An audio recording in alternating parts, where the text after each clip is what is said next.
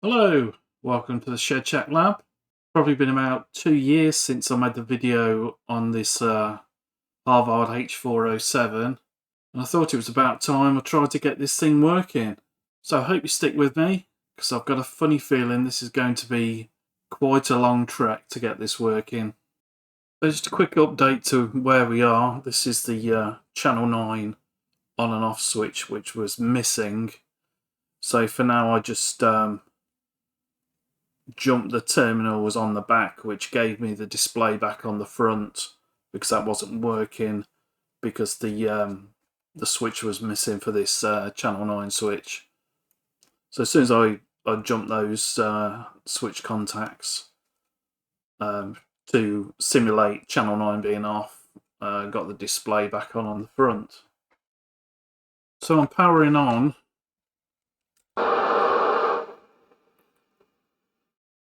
I've got a S9 tone on channel 20, 27.79125 going into the back. And other than static, there's absolutely nothing coming through from there. Squelch works, but there is no tone coming through whatsoever. So moving over to transmit, got it plugged into power meter with the dummy load on. Back on channel 20.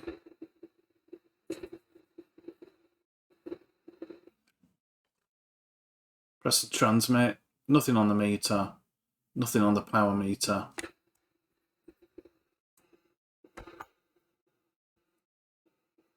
Going to try with a Midland Allen on the same channel.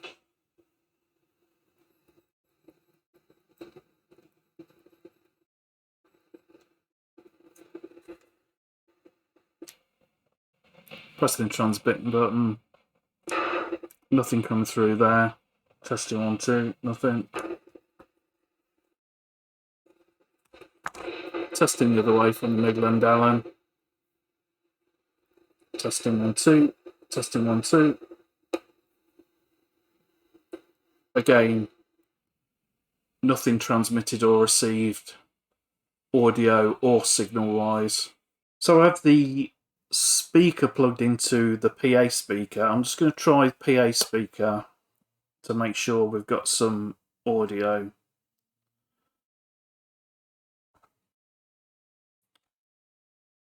Switching on to PA. Testing 1, 2, testing 1, 2, testing 1, 2, testing 1, 2. So it looks like we've got the audio getting through, which hopefully means this IC is working here. So as far as transmitted and received audio or signal, there seems to be absolutely nothing. So what do I know? I know it's a bit chilly this morning in the workshop. That's for sure. It's about 9 degrees centigrade this morning. We're in September here in the UK, so it's starting to cool down a bit, getting a bit chilly now. So what do I also know? I know the audio IC is working. We've tried the PA, and I think the LA1230 is working, because we are getting noise on receive and the squelch is cutting in. So I think the LA1230 is probably working. As I haven't got any past knowledge of what could be occurring with this, as far as no transmit and no receive at the same time, I can't go straight in and say, oh, it could be that, it could be this, and take it from that point of view and try those areas. I haven't got that past knowledge. Even though I've done a lot of looking around online, there doesn't seem to be anything. This is the same as the Amstrad 901 900 chassis, the Cybernet chassis. and I can't find anything that points to no TX and no RX, and it gives me an indication of where to look. Now, I'm not sure if the no transmit, no receive are actually connected or whether it's two separate issues, but I'm going to go down the route that they are related, and it's some kind of voltage problem to a part of the circuit, whether it's capacitor gone short, some other component gone, and it's not letting the voltages through to the rest of the circuit that needs it as such. So before I go and change the capacitors out, I'm going to go through the voltages on the components such as the ICs, transistors, etc., diodes, based on what's in the Amstrad manual as such. I don't know if you can see that. We've got the voltages there. This is just the standard Amstrad manual with the circuit diagrams in, schematics, additional schematics from other sites, board layout, etc. But I'm going to go through the voltages. So the voltages seem to be, well, all over the place, to be honest, compared to the sheet there. On the PLL voltages, some of the voltages are wrong. There's one wrong on the LA1230, and I think there's one wrong on the LA4422 as well. So I think I'm going to go down the route of changing the capacitors. I'm going to change a few at a time, check them out, do another few, etc. Do it that way, and then see where we are then. I replace the capacitors in this area here before, all tested fine. So on to the next.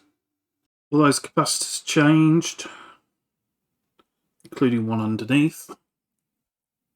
All working fine though. So the last lot changed on the main board, all tested fine. So all changed on the main board, all tested fine. So after swapping the electrolytic capacitors out, I decided to just go all in and swap the LC7137 and the LA1230 out. I've socketed those. I wanted to do that for future reference if I can get this thing working, so I can actually use this to test chips out as such. But swapping those two out have made no difference whatsoever. So the audio IC, the LA1230, round to the 10.24 crystal, all seem to be working. Got that on the scope, and that's producing a 10.240. The LC7137 was out a working Fidelity 2001, so I know that works. And the LA1230 was a new part. I got a pack of those, and like I say, it seems to be doing exactly what it was before, so I don't think there's anything wrong with those two. But I will put the LC7137 back in the Fidelity 2001 just to make sure that's working. Online I've just found a text document that mentions no TX, no RX, could be Q18, so I'm gonna whip that one out and see if there's anything wrong with that. Q18 is actually on the power supply line. It looks fine, but I'm going to take one off another chassis and try it just to eliminate that problem. So no change with changing Q18, which is this one. So I'm going to try 17 and 19 as well. So 17, 18 and 19 changed. Still no difference. 17, 18 and 19. Still think it's the VCO that's not running. I think what I'm going to do next is concentrate on here, swap these three out, Q1, Q2, Q3. So we have receive.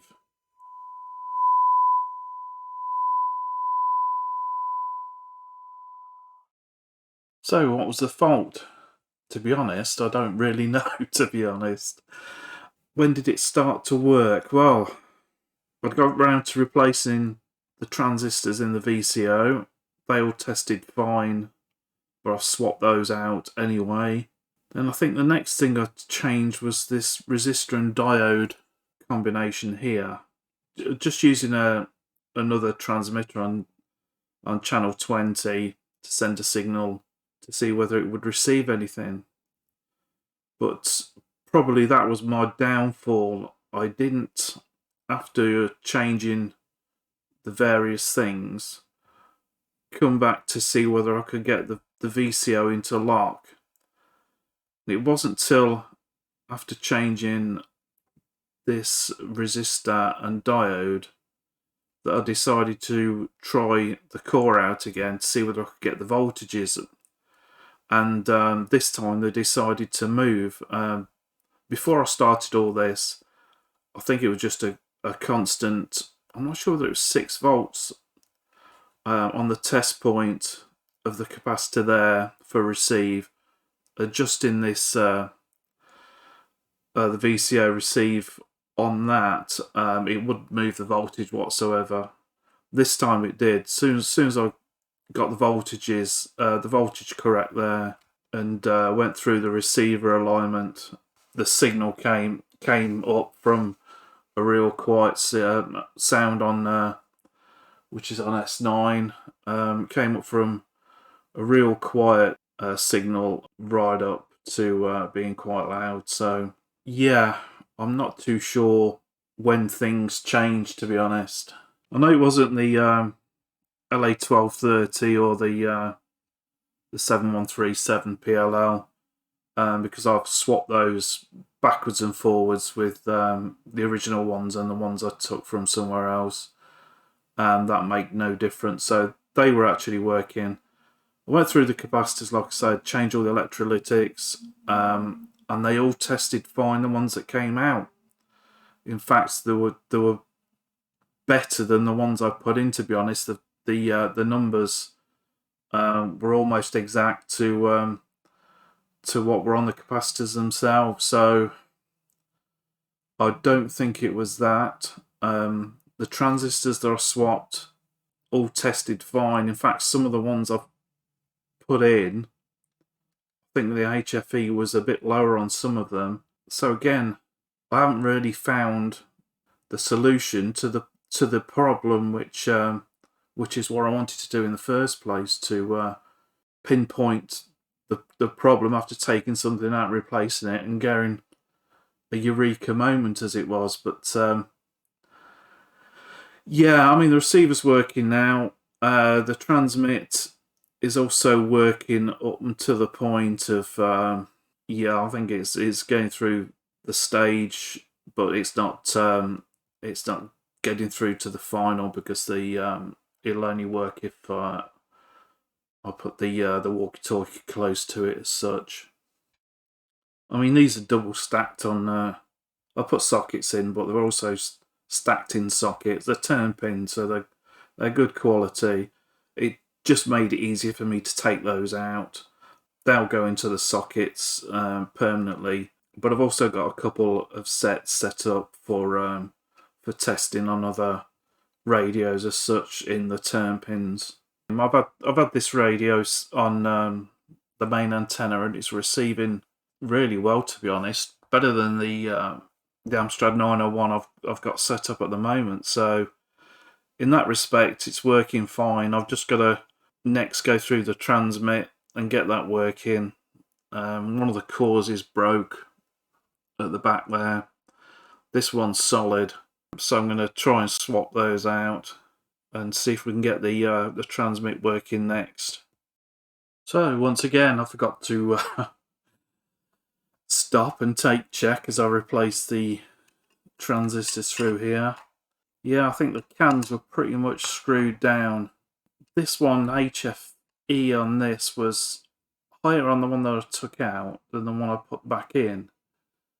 But the voltages just weren't tallying up by the time it got to this one. So again, I'm not 100% sure of what's what's fixed it, but it's fixed anyway. So as you can see, now transmitting, just adjusted the meter, but it's got to be set up again properly, which I'll do next. Slightly out on the channels output wise, so I'll just need to re-go through all this again. This core is damaged though, and I haven't got one that there's another one, another chassis, but that's also damaged. This one adjusts, these three adjust, so I'm just going to have to work it out with this for now until I get a replacement for that. So receive and transmit all working. Got to replace this switch and get that off another chassis for now. I think I've got an AM/FM radio that's got a couple on there I can whip off to change.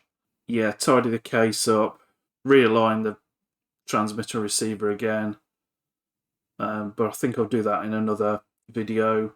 Show it set up, hopefully cosmetically a bit better, with the switch changed, tune up, lid back on. So hopefully I'll show you that in up and coming video. From no transmit or receive at the beginning, yeah, I've gone the long way around to get it fixed, changing the components, etc., and not actually tracking down at the point where there was something that had failed, because everything that I tested actually showed to be working fine in the testers. The capacitors, the transistors seemed to be tested okay. It could have been just something that it was a bad joint, dry joint. Transistors, even though showing could have been okay, showing okay weren't. There was definitely something wrong with the VCO, because I couldn't make any adjustment at all when it wasn't receiving or transmitting. So I think the VCO wasn't running in the first place, so that was the big problem, I think. So even though I didn't pinpoint why the receive and the transmit wasn't working with a definitive answer, I'm hoping it was some interest, and if nothing else, perhaps the wrong way to go about it. But I certainly learned a few things on the way, and hopefully next time on this chassis, things will be a lot more simpler and easier, and hopefully I won't come across this problem again. But we'll see anyway. So as mentioned, when I get everything tidied up, set up, put back together, I'll do another video of probably me doing that as well as tidying up. So there will be a part 3, although everything's working now, so I can actually get this set up and use it. In that video I'll get it on the shelf and test it out, whether that's just testing out myself from a handheld to this and vice versa and back again. So thanks for watching. Please subscribe, like, all that kind of stuff, and we'll see you soon. Cheers.